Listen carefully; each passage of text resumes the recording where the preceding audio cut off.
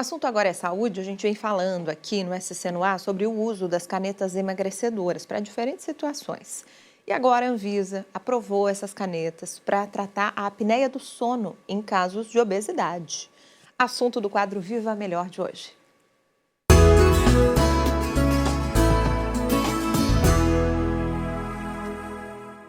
Pois é, estudos clínicos indicam que o medicamento reduziu o número de interrupções respiratórias desses adultos durante o sono.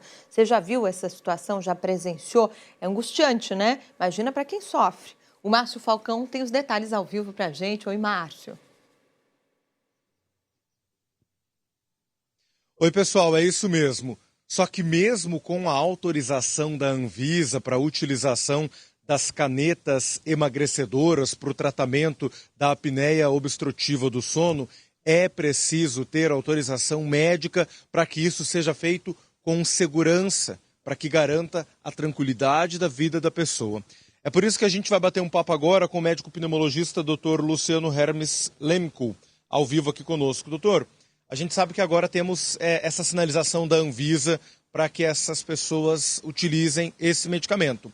Mas é importante o reconhecimento médico, com certeza, né? Bom dia. Bom dia. É fundamental a avaliação, porque essa medicação, a tisepatida, ela foi inicialmente desenvolvida para tratamento de pacientes com diabetes tipo 2 e com obesidade.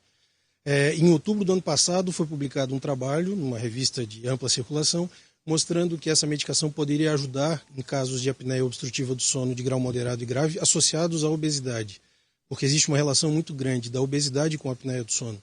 Então, reduzindo o peso, a gente tem uma melhora na obesidade e esse trabalho foi justamente baseado nisso, né? Que mostrou bons resultados. A pessoa que vive esse quadro de obesidade e de apneia obstrutiva do sono, qual que deve ser o procedimento dela? Na dúvida de se pode ou não utilizar esse medicamento? Bom, inicialmente é importante enfatizar que a apneia do sono ela tem diversas causas, e dentre elas a obesidade. Então é sempre fundamental que a gente avalie o paciente antes para poder fazer um tratamento direcionado, né? Obviamente que perder peso é sempre importante, mas a tisepatida ela entrou como mais uma arma no tratamento da apneia, não é a única, né? Nós temos tratamentos mais antigos como o CPAP, que continuam sendo o padrão ouro para tratamento dessa doença.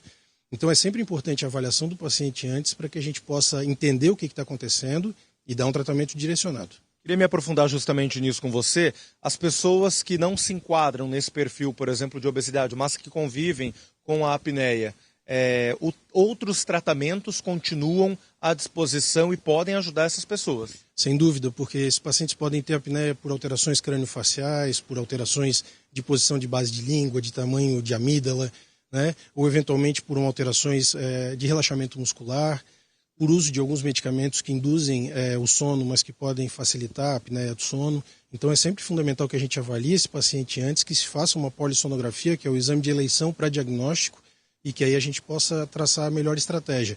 Existem aparelhos feitos por dentista que podem contribuir com isso, e o CPAP, que é aquele dispositivo, aquela máscara que se usa no nariz, que gera uma pressão positiva, que continua sendo o padrão ouro para esse tipo de tratamento. Existem sinais, alertas que devem servir de alerta à população realmente para a busca pelo apoio médico? Sem dúvida. Normalmente a apneia do sono ela é imperceptível para quem tem, né, por ser uma doença que acontece durante o sono. Então, se a pessoa tem um ronco presenciado, se ela tem apneias presenciadas, se ela tem cansaço, sonolência durante o dia, uma sensação de um sono não reparador, esse paciente precisa ser avaliado. Porque é importante que a gente lembre que a apneia do sono ela tem uma relação com o aumento de risco cardiovascular ao longo do tempo. Então, a apneia do sono moderado e grave aumenta o risco de infarto, de arritmias, de AVC, além de atrapalhar muito a qualidade de vida em decorrência de um sono não adequado pela fragmentação do sono.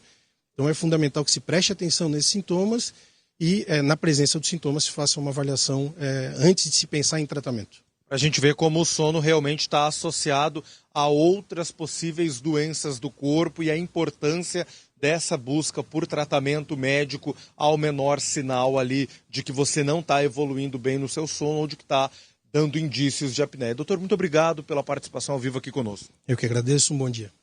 São essas as informações, o alerta, eu volto ao estúdio.